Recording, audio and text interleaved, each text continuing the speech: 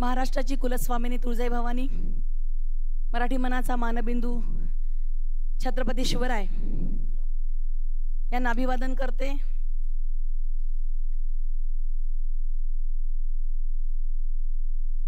यवतमाळ वाशिम लोकसभा मतदारसंघाच्या या लोकसभेच्या प्रचारार्थ आयोजित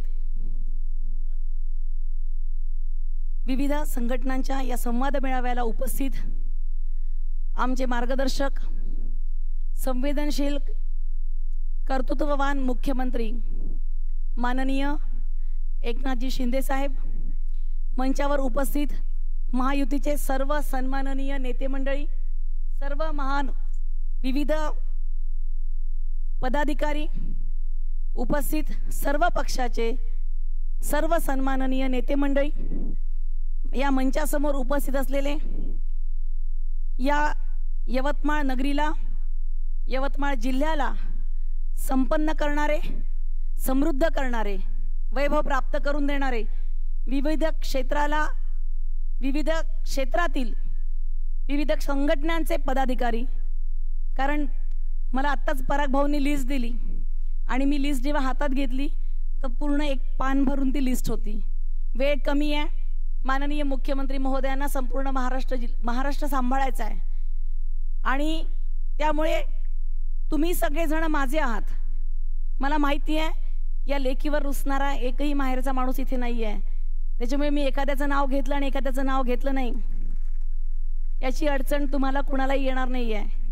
भाई, गेल्या उमेदवारी भरल्याच्या दिवसापासनं प्रत्येक पत्रकार, प्रत्येक मीडियावाला मला प्रश्न विचारतोय, ताई तुम्ही उमेदवारी भरली, मनात काय चिंता वाटते? म्हटलं मुलीला सासरी जाताना चिंता वाटत असते, माहेरी जाताना कधीही चिंता वाटत नाही।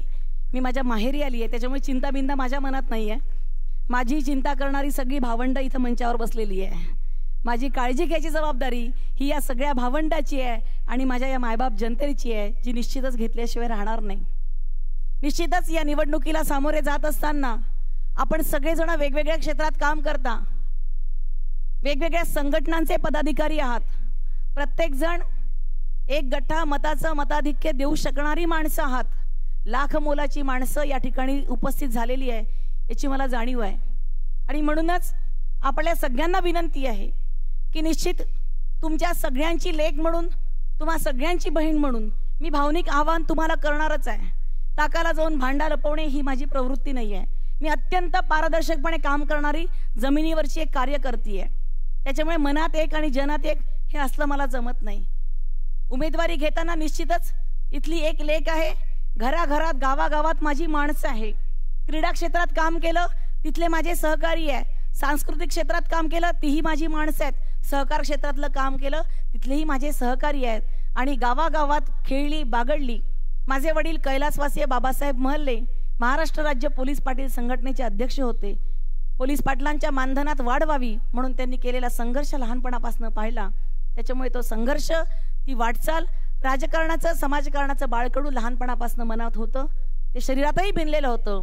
आज माननीय युतीच्या सर्व सन्माननीय नेत्यांच्यामुळे, माननीय एकनाथजी शिंदे साहेबांच्या आशीर्वादाने, माननीय देवेंद्रजी फडणवीस साहेब, माननीय अजितजी पवार साहेब यांच्या सगळ्यांच्या सहमतीने आज ही संधी मला मिळालेली आहे।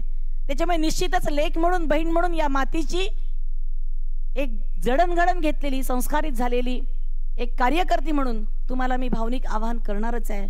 परंतु हे करत असताना तुमची लेक त्या ताकदीची आहे का, तुमची लेक तेवढी सक्षम आहे का, हेही आपण सगळ्यांनी तपासून बघावं, हेही मी आपणाला नम्रपणे सांगते। कारण ही लोकसभेची निवडणूक आहे, बऱ्यापैकी तर सगळेजण या ठिकाणी व्यापारी मंडळी बसलेली आहात। मी कालही छोटेखानी आमच्या व्यापाऱ्यांची बैठक झाली, तिथेही हेच सांगितलं, आजही हेच सांगते की व्यापारी मंडळी सॅम्पल घेतल्याशिवाय मोठी ऑर्डर देत नाहीत, तपासून बघितलं पाहिजे। कारण आपण लोकसभेत उमेदवार पाठवतो आहे, आपण सगळेजण सुज्ञ आहात, मला जास्त या ठिकाणी बोलायची गरज नाही, परंतु ही लोकसभेची निवडणूक आहे, ज्या लोकसभेमध्ये देशाची ध्येयधोरणं ठरवण्याचं काम केलं जातं, ज्या लोकसभेमध्ये देशाचं अर्थकारण कसं असावं, देशाचं आर्थिक धोरण काय असावं, उद्योग धोरण काय असावं, सिंचनाचे प्रश्न कसे सोडवले जावेत, महिला विषयक धोरण काय असावं, युवा धोरण काय असावं, या सगळ्या विविध प्रश्नांचं उहापोह केला जातो त्या ठिकाणी तुम्हाला प्रतिनिधी पाठवायचा आहे। आणि याहीपेक्षा सगळ्यात महत्त्वाचं, या देशाला ज्यांनी जगाच्या पातळीवरती ओळख निर्माण करून दिली ते या देशाचे माननीय पंतप्रधान नरेंद्रजी मोदी साहेब यांना पुनश्च एकदा या देशाचे पंतप्रधान बनवण्यासाठीची ही निवडणूक आहे। निवडणूक मुळातच राजश्री पाटील विरुद्ध कोणी उमेदवार ही निवडणूक नाहीच आहे। राजश्री निवडून येणार का, राजश्री खासदार होणार का, तिच्या विरोधात कोण उमेदवार आहे असं या निवडणुकांकडे आपण बघतच नाहीये। तर ही निवडणूक आहे माननीय पंतप्रधान नरेंद्रजी मोदी साहेब त्यांच्यासोबत चालणारा एक विचार घेऊन जाणारी ही सगळी घटक पक्ष, या देशाला चेहरा देणारा, या देशाच्या विकासाचा अजेंडा नेणारा, या देशाची संस्कृती, या देशाची परंपरा, या देशाची ताकद अख्ख्या जगाला दाखवून देणारी ही सगळी माणसं, आणि त्याच्या विरुद्ध कुठलाही विचार नाही, कुठलाही चेहरा नाही, कुठलाही विकासाचा अजेंडा नाही, देशाबद्दल कुठलाही अभिमान नाही, असा निरुत्साही असलेली पक्षातली मंडळी, सैरभैर झालेली लोक, अशी ही निवडणूक आहे बांधवांनो। आणि म्हणून या निवडणुकीत मतदान करताना आपण सगळ्यांनी त्या पद्धतीने विचारपूर्वक मतदान केलं पाहिजे। तुम्ही करणार आहात म्हणून या ठिकाणी आलेले आहात। निश्चित तुमचे काही प्रश्न असतील, तुमच्या काही अडचणी असतील, आपण सगळेजण माननीय मुख्यमंत्री महोदयांसोबत संवाद साधायला या ठिकाणी आलेले आहात, याची मला जाणीव आहे। परंतु तुमची प्रतिनिधी म्हणून, तुमचा आवाज म्हणून, तुमची ही लेख जेव्हा लोकसभेत जाणार आहे तेव्हा ती त्या पद्धतीने त्या ठिकाणी बोलू शकणार आहे का, मांडू शकणार आहे का, म्हणून तुमच्या समोर मी या ठिकाणी हा छोटासा संवाद साधते। हे या भागातले अनेक प्रश्न असतील, माननीय मुख्यमंत्री महोदयांना आपला जिल्हा चांगला अवगत आहे। या भागाची लेख म्हणून जेवढा अभिमान मला या भागाचा वाटतो, तेवढंच जेव्हा आकांक्षित जिल्हा म्हणून या भागाचा उल्लेख केला जातो, मागासला जिल्हा म्हणून या भागाचा उल्लेख केला जातो, आत्महत्याग्रस्त शेतकऱ्यांचा जिल्हा म्हणून जेव्हा उल्लेख केला जातो, तेव्हा निश्चितच कुठेतरी मनात खंत बाळगल्याशिवाय वाटत नाही, खेद आल्याशिवाय वाटत नाही, कारण शेवटी मीही एक कास्तकाराची लेक आहे। इथल्या शेतकऱ्यांच्या प्रश्नांची जाणीव जवळून आहे, त्याच्यामुळे निश्चितच इथल्या शेतीच्या मालावरती प्रक्रिया उद्योग कशा पद्धतीने निर्माण करता येतील याच्यासाठी माझ्याकडनं निश्चितच प्रयत्न होतील।